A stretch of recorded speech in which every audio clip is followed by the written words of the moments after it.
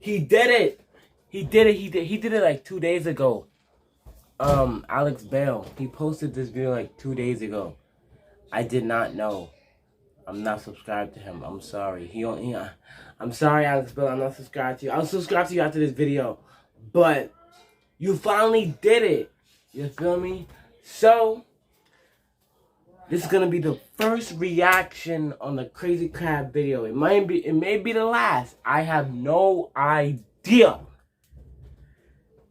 But anyway, let's hop into this video. SpongeBob conspiracy number 4. The evolution theory. You feel me? So I'm about to sit up in this corner like a good little Christian boy. Right? And the video's gonna be right here. And let's get started. It can feel like your place is full of Of secrets. course, we have an ad. Until you have the Blossom app.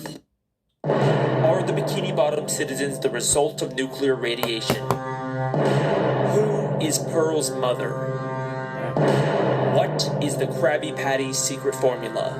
These are by far the 3 biggest questions in the show SpongeBob SquarePants, and today I'm going to be answering all 3 of them and more with just one theory. Get ready for the darkest SpongeBob conspiracy you'll ever see. This is the evolution theory.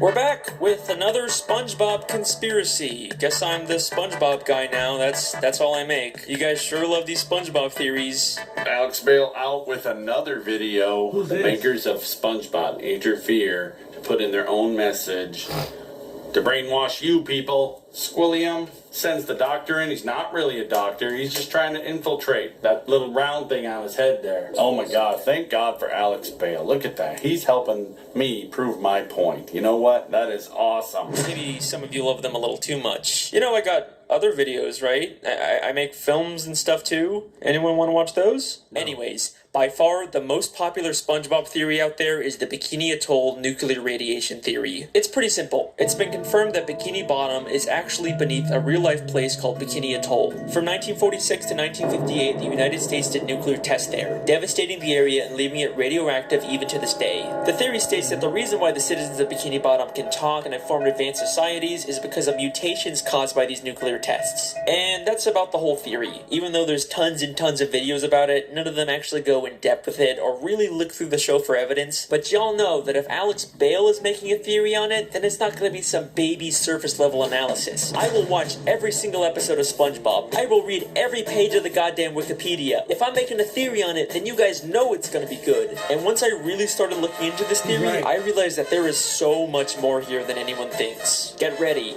because today we're going to be solving the biggest mysteries in the history of SpongeBob SquarePants and changing the way you look at the entire show. So without further ado, let's begin the theory.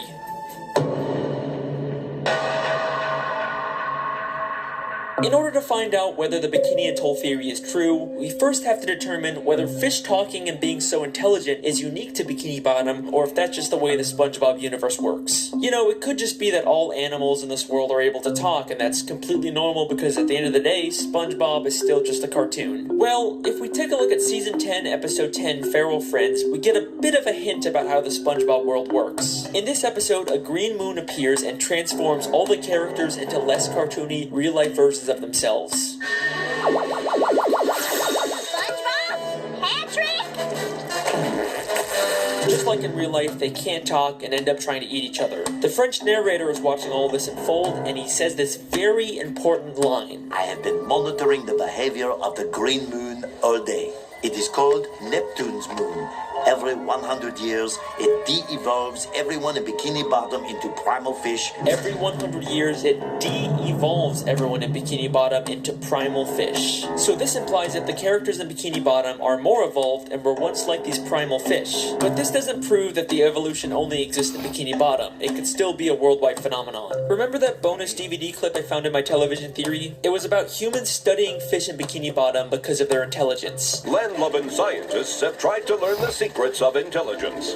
Their studies led them to the sea, where the citizens of one undersea colony demonstrated a genius so enormous, the scientists felt compelled to record their actions for use in teaching mankind how to live better. This makes it sound an awful lot like the fish in Bikini Bottom actually are uniquely evolved, and it's not some worldwide phase. Then, in the SpongeBob 20-year anniversary special, SpongeBob's Big Birthday Blowout, we get a major piece of evidence for this theory. SpongeBob and Patrick take a tour of the surface world and eventually go to a fish store and see some very realistic, less evolved fish.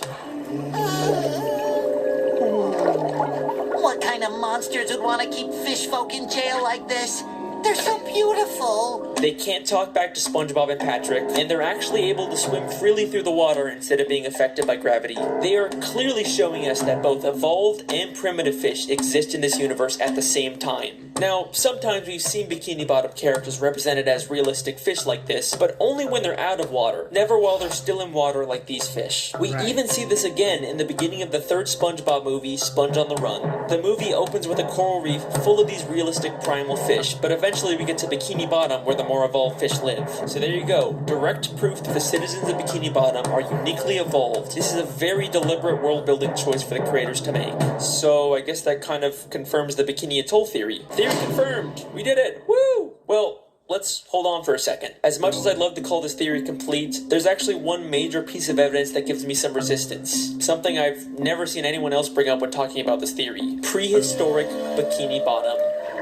We've seen episodes like UGG or SB129 that show Bikini Bottom millions of years in the past, but we still see evolved versions of SpongeBob and Patrick. Sure, they may not be super intelligent or advanced, but they're still clearly way more evolved than the primitive, realistic versions we see in Feral Friends or in the fish store. So, how are we seeing these evolutions millions of years before the Bikini Atoll tests? Well, unfortunately, I think the only conclusion is that the Bikini Atoll theory just isn't true. I mean, clearly something has caused Bikini Bottom citizens to be uniquely evolved, there's no denying that. But whatever caused it took place millions of years ago and couldn't have been the Bikini Atoll nuclear tests. Then, what really caused the evolution? In the entire show, the only thing we've seen that directly affects the evolution of characters is the Green Moon and Feral Friends. Except the French narrator specifically calls it Neptune's moon. It is called Neptune's moon. Named after the ruler of the seven seas, King Neptune. King Neptune is a character who's been around since the beginning of the sea. He's a character who the Bikini Bottom citizens view as their god, and he's a character who has the ability to change fish into other forms. What the? Oops. King Neptune used his magic to turn the fish of the sea into more evolved subjects for him to rule over. He's the one who's been behind it all this time. Now, I could spend this entire video talking about King Neptune and his weird continuity and contradictions in the show, but I'll save that for another theory. What I'd much rather talk about are the implications of having evolved and primitive fish coexisting in the sea. Now, we know that this evolution isn't specific to just Bikini Bottom. We've seen different cities and places far across the ocean that still have talking fish, which makes sense because the marine life in Bikini Bottom has evolved to resemble humans, so it's no surprise that just like humans, they've expanded beyond Bikini Bottom and colonized other areas of the sea. But now, I have an interesting question for you. What is the relationship between evolved fish and primitive unevolved fish? Well, they probably just peacefully coexist in the sea without bothering each other. You know, just like real-life humans and animals. Wait a second.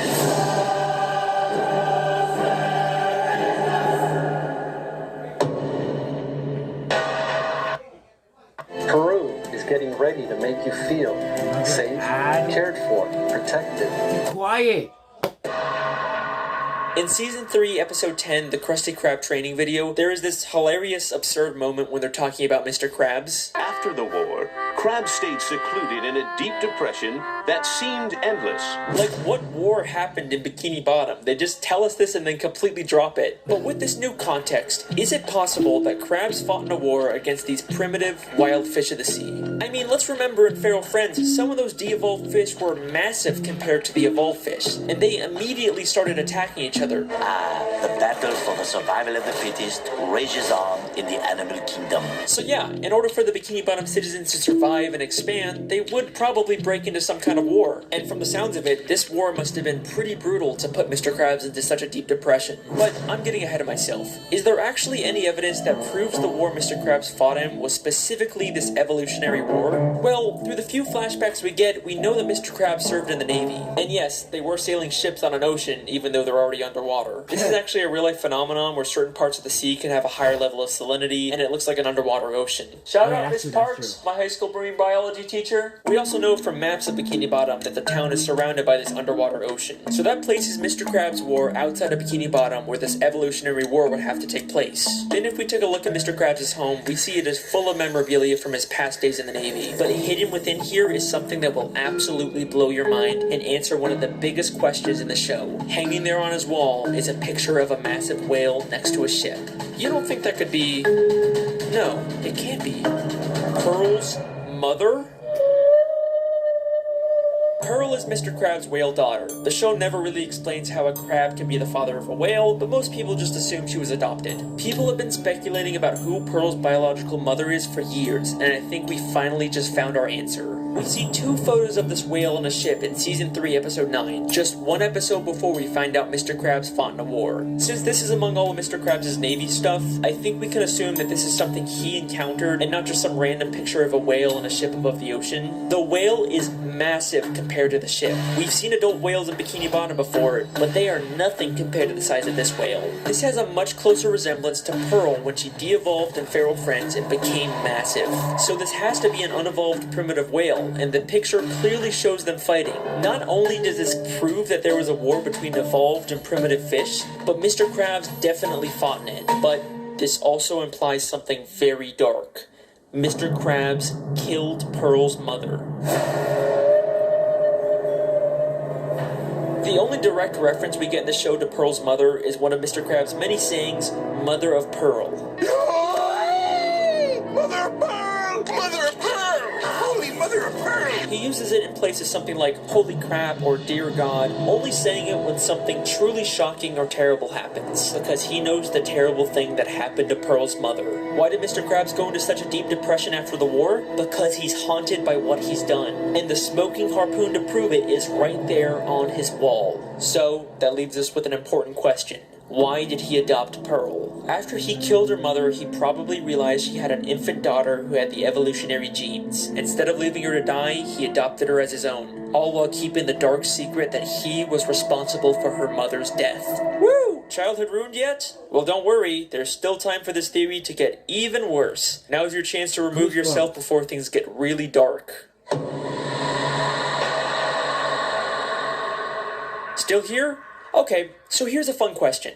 What's the deal with all the pets in Bikini Bottom? How come most fish are basically humans, but a snail or a worm acts like a pet? Well, just like humans have domesticated wild animals, it should be no surprise that evolved fish have domesticated primitive fish as pets. Unlike the massive primitive fish that the Bikini Bottom citizens had to go to war with, there's also smaller primitive fish like jellyfish, snails, spirit worms, seahorses, and clams that the Bikini Bottom citizens were able to form a symbiotic relationship with. Aww, and I thought you said this was going to be the dark part, Alex.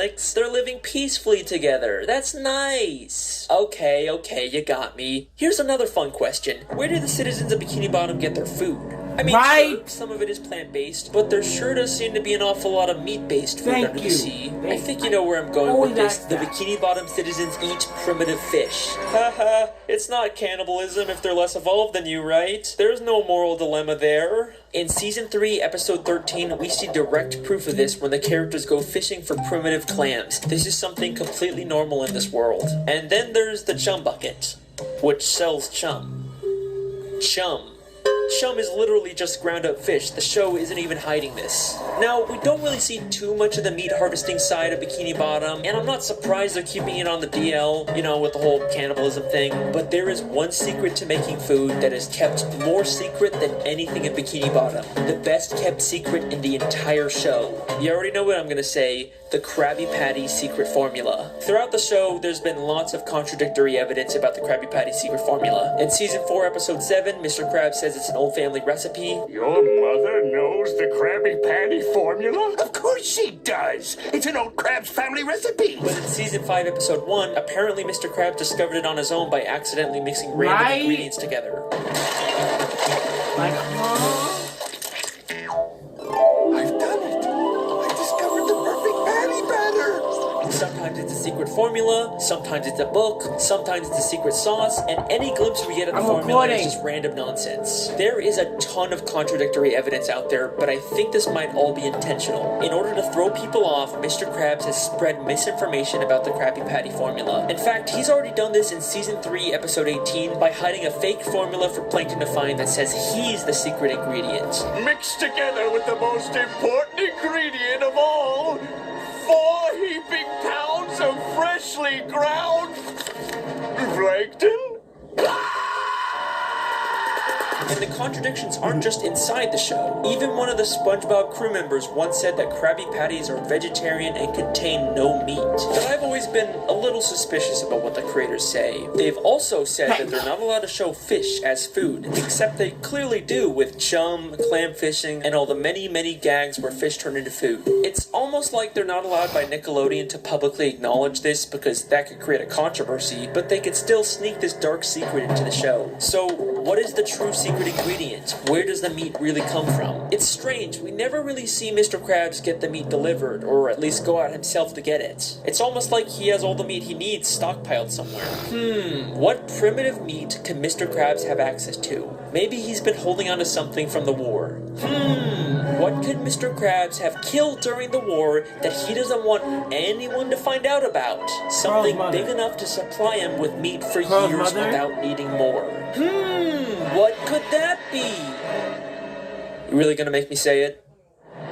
Mr. Krabs is using Pearl's dead mother's carcass to make Krabby Patties. I called it. You can't say I called it because you can't say that I didn't call it because I called it. We did it. I'm so glad. Season 1, Episode 15, Sleepy Time. Mr. Krabs has a dream that he's on a boat fishing for a massive dollar. This is his memory of killing Pearl's mother, except now all he sees her as is money. And take a guess what name he calls the dollar. What you doing, Mr. Krabs? Hey, picking the Toon's pocket! What are you talking about? I'm talking about cold hard flipping cash. It's the mighty Moby Dollar! Moby Dollar, a direct reference to Moby Dick, a story about hunting a whale. Are you kidding me? And that is the evolution theory. I warned you guys this would be a dark one. The Bikini Atoll theory, King Neptune, Pearl's mother, the Krabby Patty formula, we hit everything in this theory. Even if you don't agree with all of it, you gotta admit a lot of this makes sense. Eugene Krabs' aspirations for money and greed have caused him to do terrible, terrible things. At least his love for Pearl seems to be real, so maybe there's some small amount of good in him. And even though Pearl's mother probably provides tons of meat, eventually he's gonna run out and he'll have to face what he's done. Well, unless, of course, there's another whale he has access to. Pearl. Nope. Nope. No. No. Mr. Krabs wouldn't do that. He loves Pearl. He's not just raising her for Krabby Patty meat. Even Mr. Krabs isn't that much of a monster. Every sight I've ever seen, the sweetest sound I've heard, I'd gladly give up everything for all the money that I've earned. Well, alrighty then, that's the end of that theory. Just gonna end it here before there's any more dark plot twists. You guys have been insanely supportive with these SpongeBob theories, so I guess I have to make more. I've been your host, Alex Bale. Thanks for watching.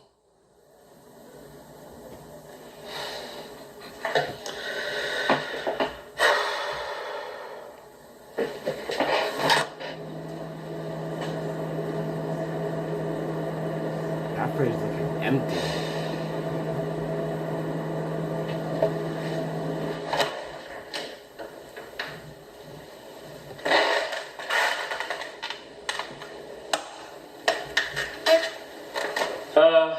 Hey, just want to let you know that I think I'm gonna take a break from the SpongeBob videos for a little bit. Why? Why? It's not you. I mean, the videos are great. People love them. It's just I think I want to go back to making actual films for a bit. No, don't do that. You don't have to do that. You definitely don't have to do that. Okay then. Thanks for everything. I guess I'll just see you around.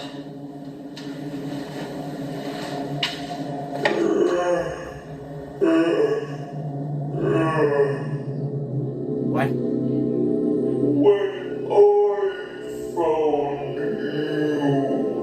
you were unnoticed and unloved. But now you have millions of views. You have sponsors. Why would you forsake them? I just, I don't want to really make these videos forever. I don't want to be known as the SpongeBob guy. You could. You could be called that. I wouldn't mind calling you that. My boy, you really think they will care about your little films? I am your muse. I have given you the gift of knowledge. If you wish to go back to anonymity, then be my guest. But I know who you really are.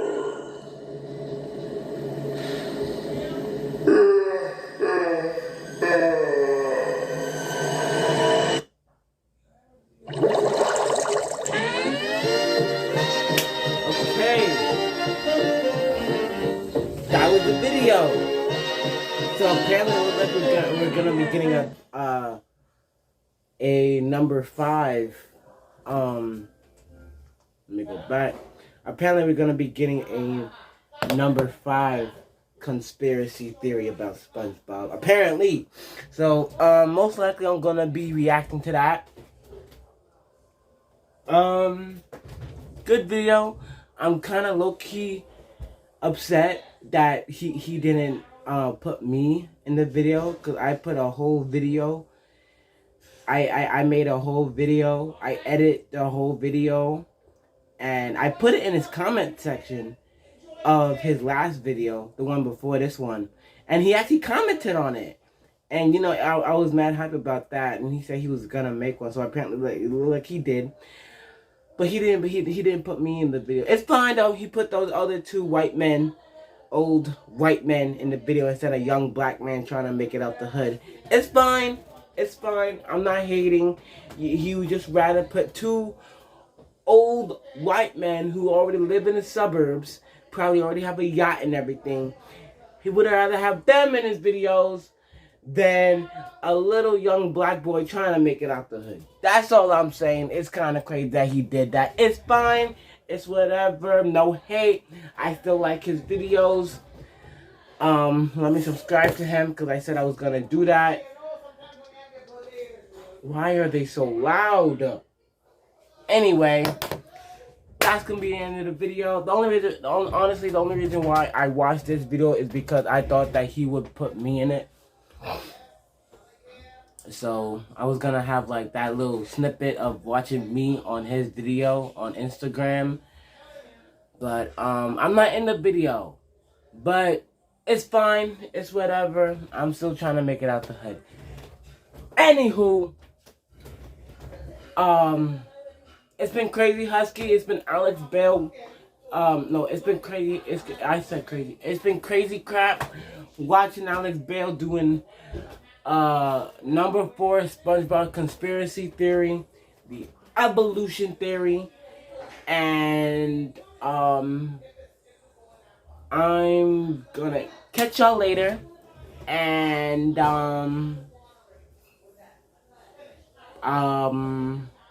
that's pretty much about it. This is just like I don't know what really to do. I don't do that much reaction videos at all, like all in all together, even on my old channel. So I don't know, like I don't know. I don't see the point of reaction videos, because the viewer is because like when let's say you're reacting to someone, right? And then that person reacts to your reaction. The viewer that's watching your video is watching you react to another person reacting to you yourself. Like, what? Anyway, that don't make no sense to me. I just posted these reaction video. I just posted this reaction video because I wanted to see if he put me in the video, but he didn't.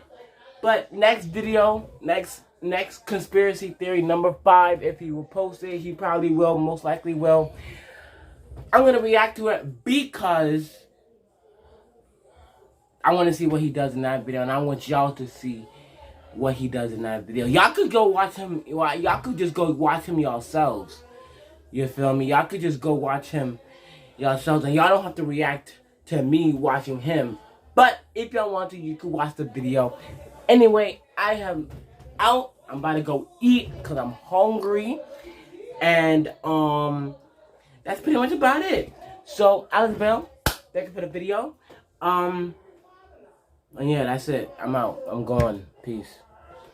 Okay.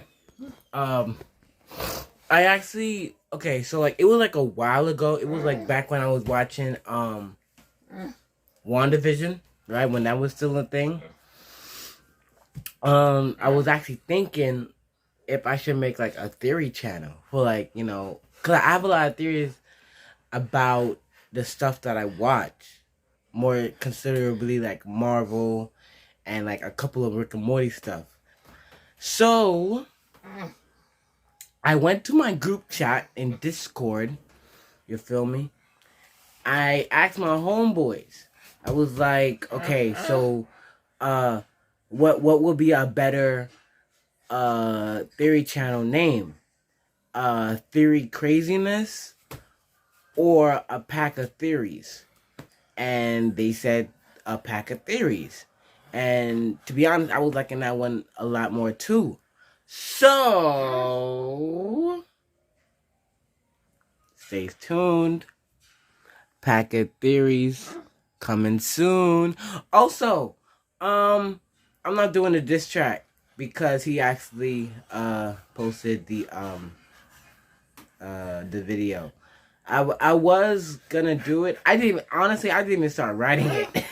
I didn't even start writing it. I told y'all in the video that I might not even do it. So don't don't hold me on that. I'm glad I did that, because if I would have just ended the video just like that, y'all would have expected me to post a diss track, and that would have never happened. And I don't want to be that person on YouTube who say that they gonna do something, but they end up not doing it. So I'm glad that I said that I might not even do it, because I would have been a whole heap of trouble. But anyway, what I am most likely probably... Now, actually, should I even do it? I feel like I do want to do it, but the way Alex Bale does his theories, I'm like, dang. I'm like, I can't compete with that unless me and him collab. Unless me and Alex Bale collab. Alex Bale pull up. You feel me? But I don't know pull up, but like, what's the word? Collab? Question mark? Tell me that number 5, and maybe we could do a collab theory on SpongeBob number 5. I don't know. But a pack of theories. A pack of theories. I don't know how I'm gonna set this whole thing up. It's gonna be about Marvel theories. It's gonna have that. It's probably gonna have some Rick and Morty theories. I have to think of some Rick and Morty theories. Oh no, actually I got a couple. I might go back into old shows because I actually do have a theory about this old show called Gravity Falls. Y'all may or may not have heard of it. So I got a theory about that show. Actually, it also correlates to Rick and Morty. So a pack of theories. It might be started up in the summer. I have way too many challenges, but honestly, who cares? You feel me? I'm doing me, and I'm just chilling. I got these channels. And I have way too much stuff on my mind for only 1 or 2 channels. So I have to go on multiple channels. Sorry, not sorry. But anyway, yeah, that's it. I'm gonna go now. So bye.